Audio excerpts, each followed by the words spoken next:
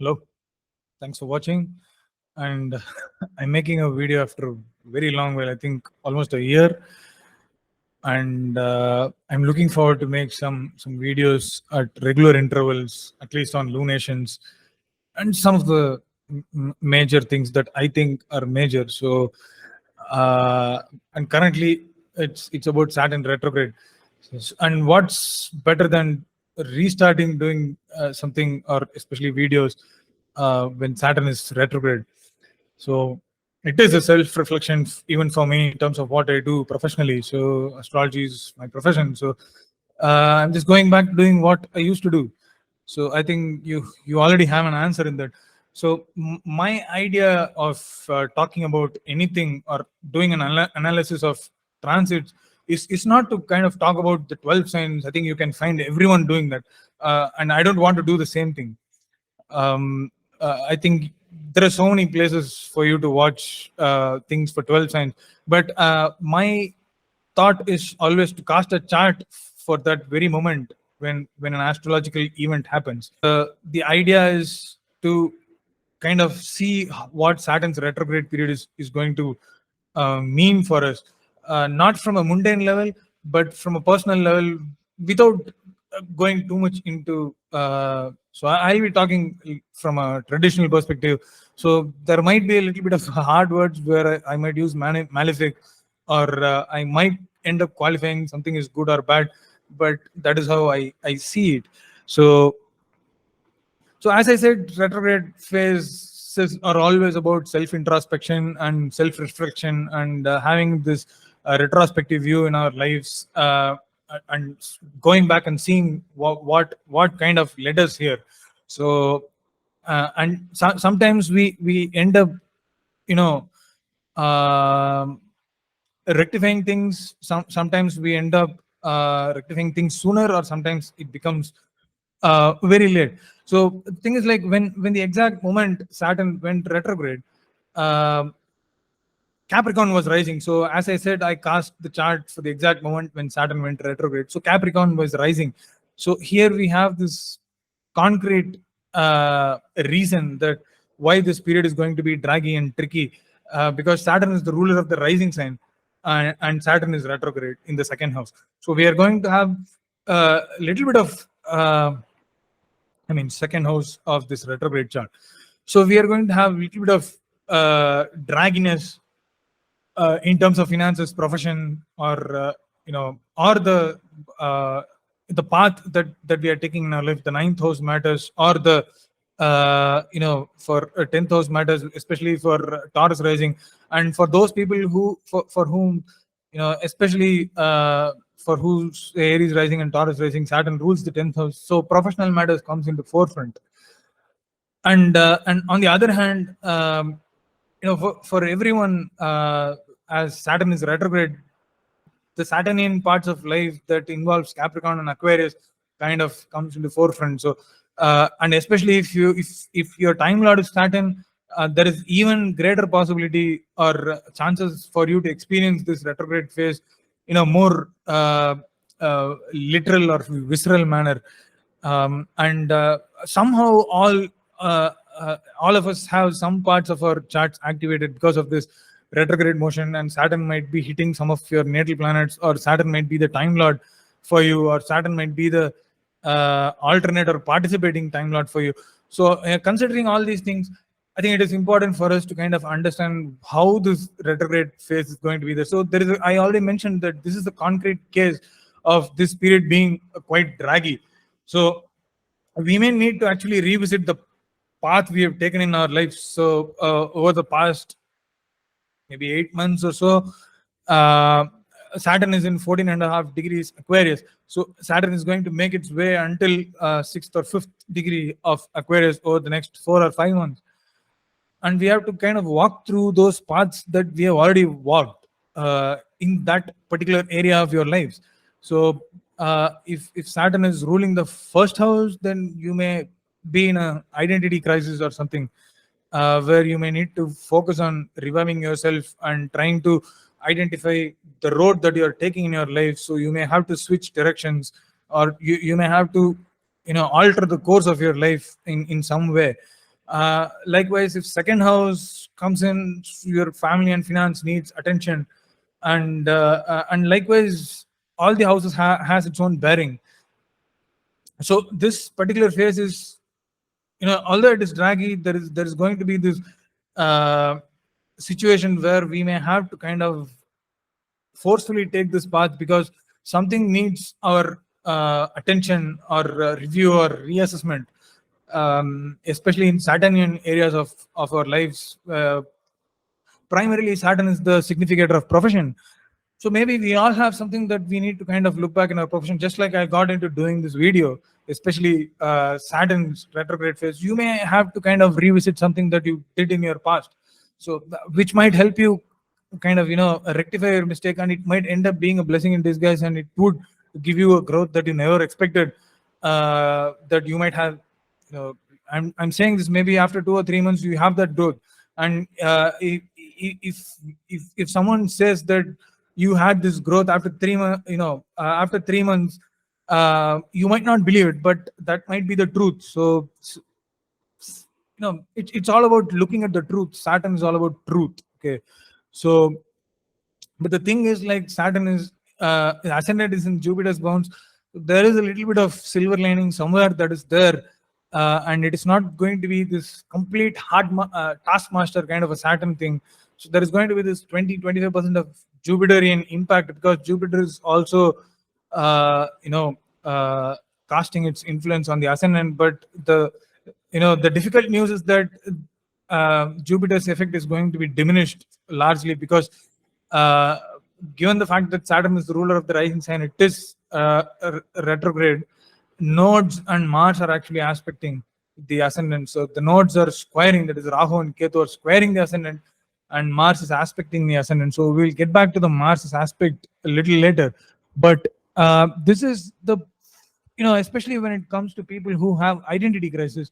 So this is a situation where you actually need to prove yourself, or you are in a situation where you are finding yourself in a place where you are supposed to prove yourself and you don't have a choice. But before trying to prove yourself, you have to refine yourself and you have to rectify yourself in terms of what you have done in the past.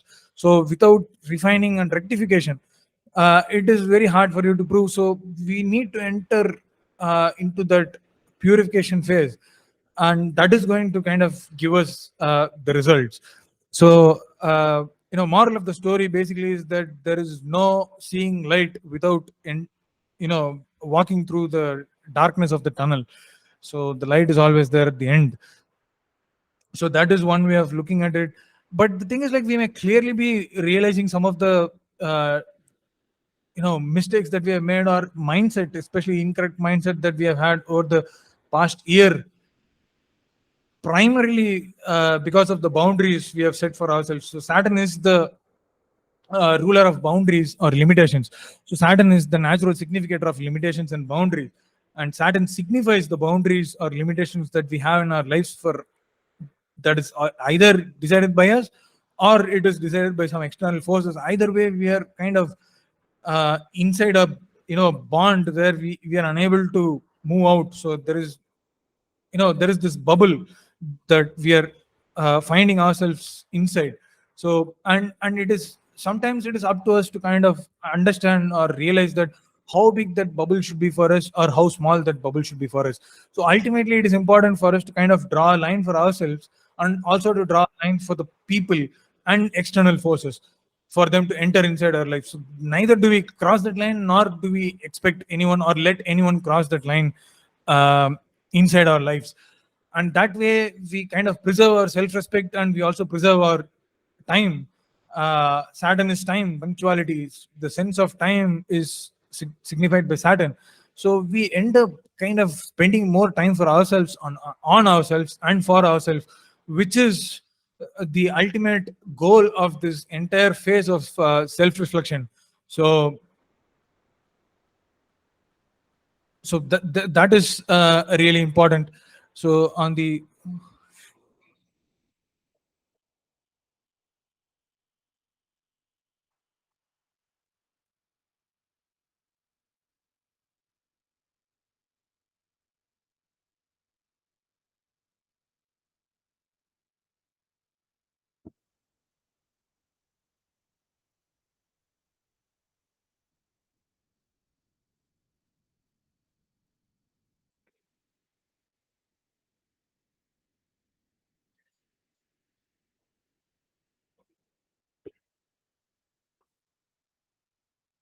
So the boundaries. So the two boundaries that I spoke about. So it is up to us to see whether, uh, uh, with what intensity and with what leverage we draw that boundary. So ultimately, it is important for us to kind of make sure that we don't cross that boundaries, and we don't let anyone trespass that boundaries.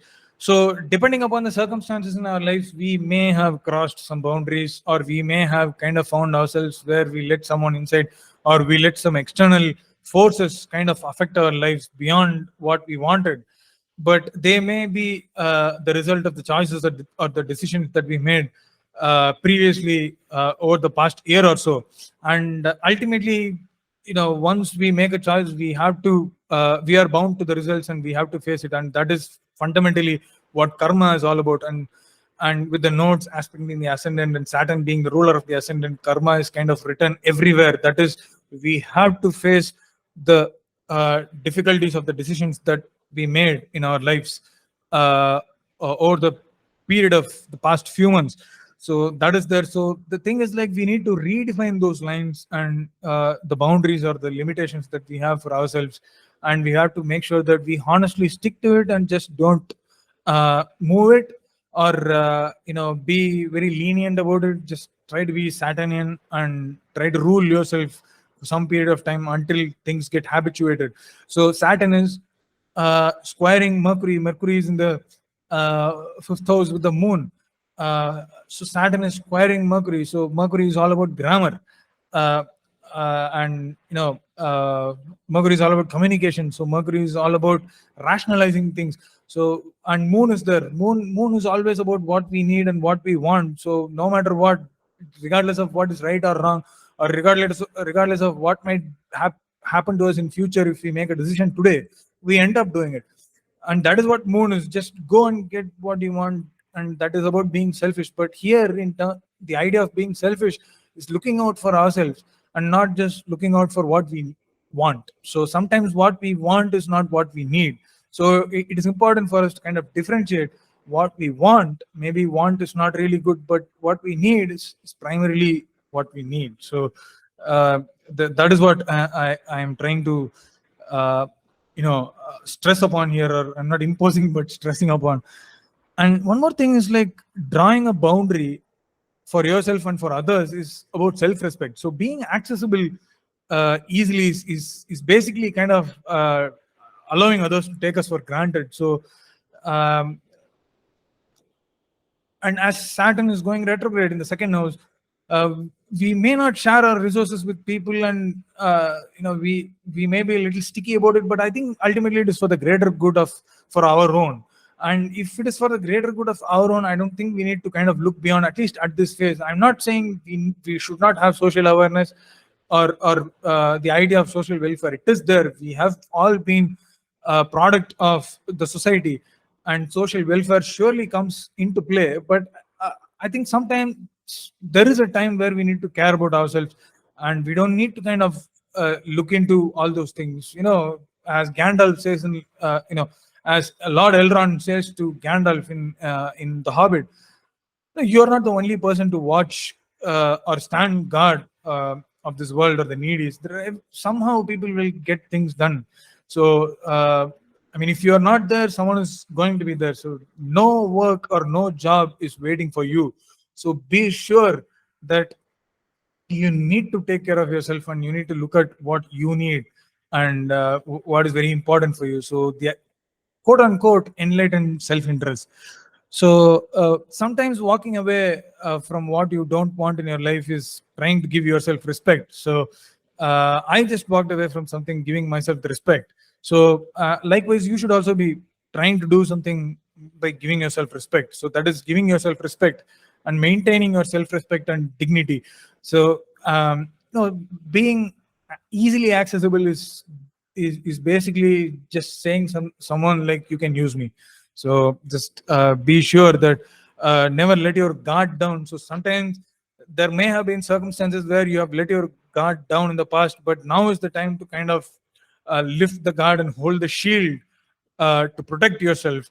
And I'm sure that that is going to help. So, and all these are because of the fact that we may have been naive because of being blind to our own emotions. So naive is not necessarily about what we did not see, but it is about giving into emotions. So and this is where we kind of slowly make this transition into talking about the seventh house, Mars and Venus. Mars and Venus are in the seventh house, and Mars is in its debilitation. So there is this unpredictable temper that's going on, but there is too much of emotions that we are unable to control. And Venus is there, so there are two opposite energies. The one is Mars, which is natural significator of separation, while on the other hand, we have Venus, which is the natural significator of mingling. So it's always difficult to decide when these two planets are pretty close, within 5 degrees from each other. So it's always a battle between what we are going to do. So there is going to be this war inside us in terms of, it's a sticky situation where we won't be able to let something go, or we won't be able to keep with ourselves as well. So it's this cat on the wall situation where we find ourselves. And see, as it is, this is the period where we kind of have to cut off some collaborations or relationships or friendships, or even some assignments that we have had in the past. But on the other hand, we need to notice that Venus and the moon are actually in mutual exchange. So it also paves the way for us to kind of try and explore other options. So if we have just ended a relationship, probably some people might have. So this might be a situation where we might impulsively get into some kind of relationship. So, and if someone has, if someone has just walked out of a relationship, it is important for you to know that you should not get into impulsive decisions, especially when it comes to relationships. With Moon, Mars, and Venus connected, the seventh house. Emotions and love and all these things are flying high. Okay, but it is important for you to kind of stay focused on this idea of enlightened self-interest. Sometimes we don't need to get submissive, or basically don't jump into any kind of conclusion about getting into a relationship. And it also involves ending a relationship. There is no need to kind of ending something impulsively. So as I said, so while this is a period of self introspection, it's also a period of self introspection where just to try and see what or where you may have gone wrong in a relationship, and try to talk through things. And if nothing really works out, I think ultimately, if this is the way it has to be, it will be the way it has to be. So we don't we don't need to kind of get into too much of rationalization about it. But I think this is also a time where we might give into emotions. But as I said, Mercury and Moon are together. So this is the conjunction between the rational mind and the emotional mind, Mercury being the rational mind and Moon being the emotional mind. So there is no problem with decision making, but there is this problem of impulsive decision making. So decision making problem is kind of being double minded, or being confused with the choices that you have. But impulsive decision making is not having any confusion, but kind of making a hasty decision, which might land you in trouble in the future. So as I said, this phase is all about redefining yourself and rectification of yourself, and finding what you need to reassess and review in our life. So that is what we need to do. So instead of that, if we kind of throw ourselves inside again, I think we are going to end up with our fist broken. So just don't give in to emotions. And the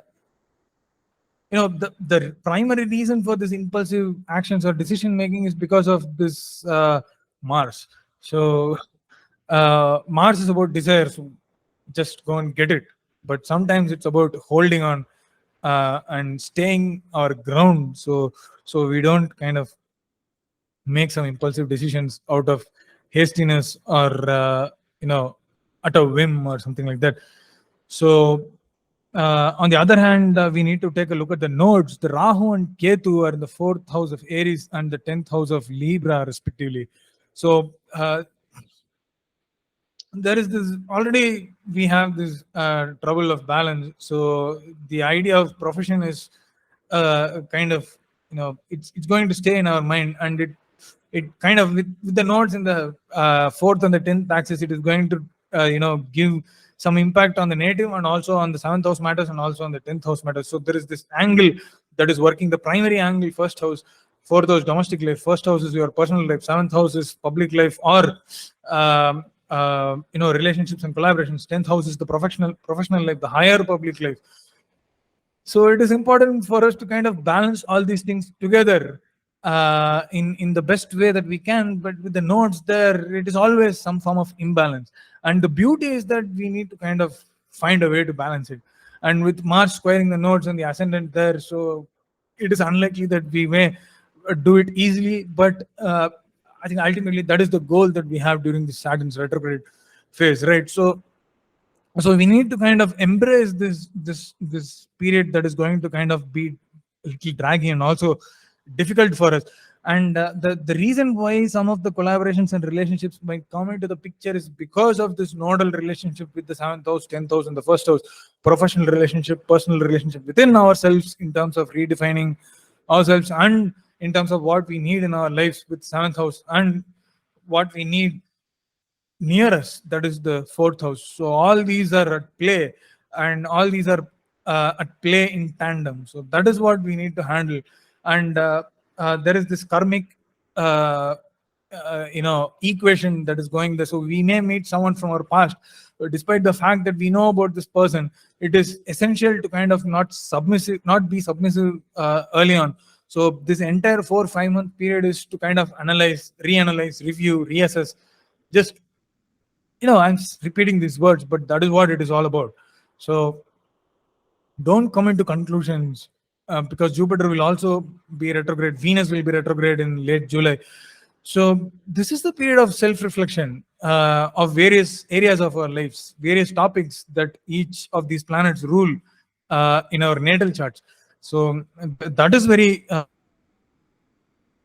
that we need this self-reflection during this period is going to be a really important factor during this 4 to 5 months, that might actually drive us towards some kind of positivity or optimism by early November or so. And another thing is, like, Sun is placed in the 6th house of Gemini with its ruler Mercury in the 5th house of Taurus. So the Sun is ruling the 8th house, and it's placed in the 11th house from the 8th house, which is the 6th house. So this is a period where we may have sudden incomes or unexpected returns from some old investment, or we may have inheritance, or we may have some insurance reclaim. And more importantly, you may have given some money to someone, or you may have lent some money, and it might be a phase where you might actually get back that money. So, and if you have not asked, just ask, and probably you might get that money back. So and that is one thing, but that doesn't mean that everything is green. So sometimes we may face hardships also, but I don't want to emphasize too much on that. But there's going to be this, hurdles and blocks that we may have, and we may have to punch each of this karmic brick that lies in front of us in order to move forward. But that's the purpose of this season. And with the ruler of the rising sign, Saturn in the 2nd house, which is also retrograde, we may have to pay the expenses that we may have incurred some time back. And on the other hand, we may have some this thought of saving or safeguarding resources. That's a good thing. Now Saturn is in the 2nd house, and although it's in dignity, it's retrograde, so there might be a scope of depletion of resources, and whatever you get might actually go back to something that you did not expect. But on the other hand, it is also a good period for you to kind of assess whether you need to make this expenditure or not. So whether you need to incur this expenditure or not. So I mean, you will end up spending your resources, not necessarily money, but any resource. So you may end up spending any resources very carefully, and it is going to be only helpful. So major family decisions might be there, and there might be some compromises, but ultimately, if we have to move forward, we need to kind of put some burden down, so that we can move forward a little lighter. So ultimately, what I want to say is that this is the period where you actually look at the mirror. So if someone is holding the mirror in front of you, just look at it and try to see what's wrong. And if you don't look at it, you have a problem. And if you look at it and if you are pretending that you didn't see something wrong, then you have a bigger problem. If you look at it and if you confront the problem, you have a greater problem, because this is the time to accept this brutal reality and accept whatever challenge that comes, because sometimes we may need to kind of face challenges, and only then we may be able to move forward. So on that positive note, I'll close this session, and you can reach out to me through my website, which is theabverdict.com, and you can follow me on social media pages, and I'm also available for consultations. So thank you so much, and see you next time.